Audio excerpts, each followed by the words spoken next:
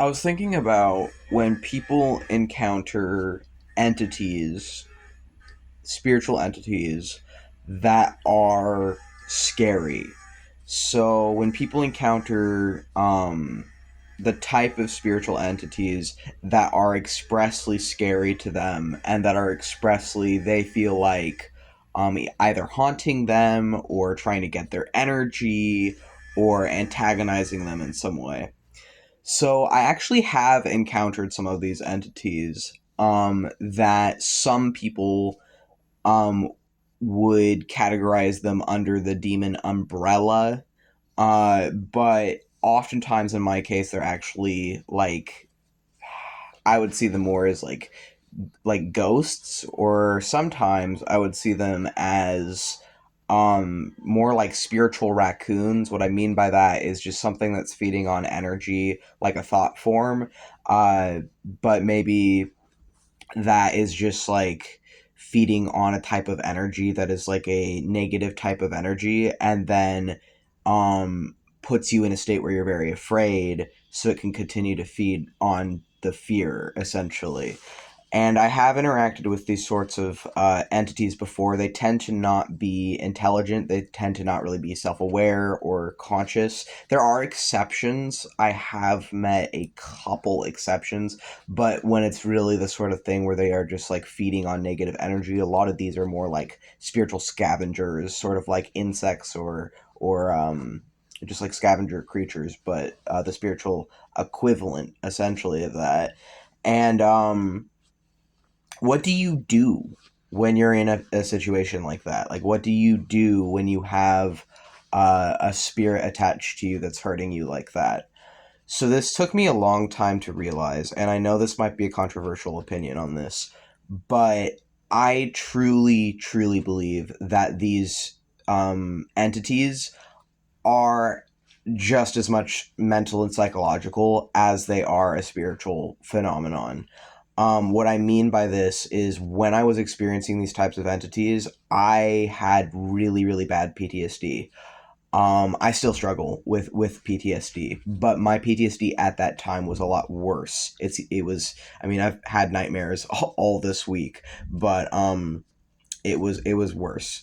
And my PTSD at that time was so bad, and I did not know how to spiritually protect myself yet. I didn't know how to really ground myself, and I was still learning those things. I was still learning how to protect myself spiritually. I was still learning how to ground myself, how to protect my energies.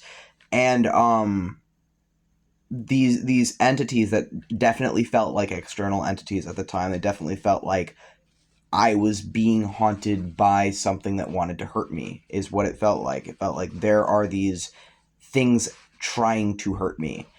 And it was really scary because you can't really get help from anyone when you're in that sort of position. And um it confused everything as well, because I felt like these things would disguise themselves as the demons that I actually trust and like and have a healthy relationship with. And essentially there was just a lot of like confusion and pain and mental turmoil as well during this time, and it was just very, very confusing and painful.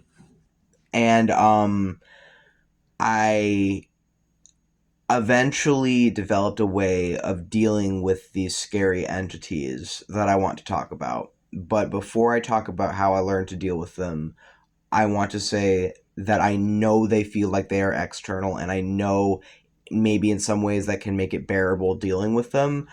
But I actually really do believe that these things are like mental reflections of pain, just as much of yourself as of an environment. Like, I think it very often is not actually that you are being haunted by a scary sort of entity, but is that there is something that is deeply hurt you in your past that is being anthropomorphized and personified as this scary thing, because you don't have the memories of maybe what happened to you, and how your brain is dealing with the trauma is as an anthropomorphized sort of waking nightmare.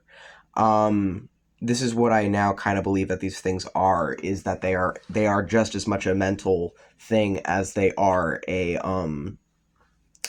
spiritual thing. And this is why I think that stuff like medication can work for some people to like get rid of these things, is because they can reflect like trauma, or reflect like a part of your brain sometimes. And how I learned to deal with them is that, and it didn't matter what it was, it didn't matter whether it was self-aware or not. It depends. So if it really is the sort of thing that's just siphoning energy, how I learned to deal with it is to starve it. If you ignore it, if you don't pay attention to it, it will eventually go away, even though that's hard. And you have to also be in control of your energies.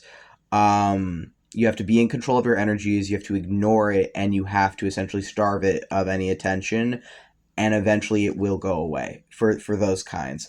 If that doesn't work, then the next thing I would do personally is I would project whatever entity into a soft stuffed animal, a soft small stuffed animal, and I would literally um direct energy towards the stuffed animal as though it is that entity, and I would direct loving, calm, safe energy specifically. Like I would hold the stuffed animal, imagining that it is a hurt part of myself lashing out, whatever scary kind of nightmarish entity, and I would just direct controlled, loving, kind, safe energy to it.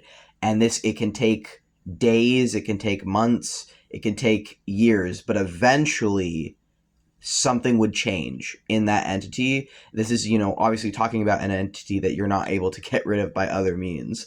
Um, and then it changes it. And as at some point, it either like the scary parts of it disappear entirely and it transforms into something else, or it has a full transformation. Like if it's like a sapient, intelligent creature, it will have a full transformation to something completely like unrecognizable to what it was before.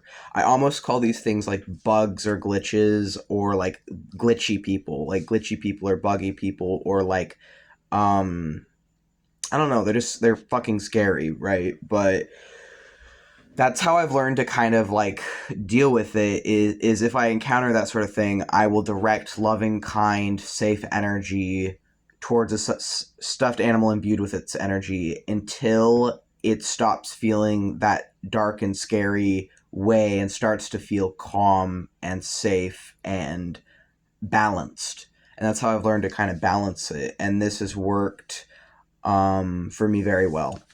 And I guess I bring this up because, as much as I love demons, and as much as I talk about my relationships with demons and loving demons, and as much as I talk about um, the positive side of my spirituality and my faith and my witchcraft, there have been times when things was really scary, and I did have to learn how to protect myself and how to balance those things out. I now, and I know this might be controversial, but I now really, really do think that those sorts of entities are, just as much as they are anything else, an unhealed part of yourself that is interacting with you as another thing.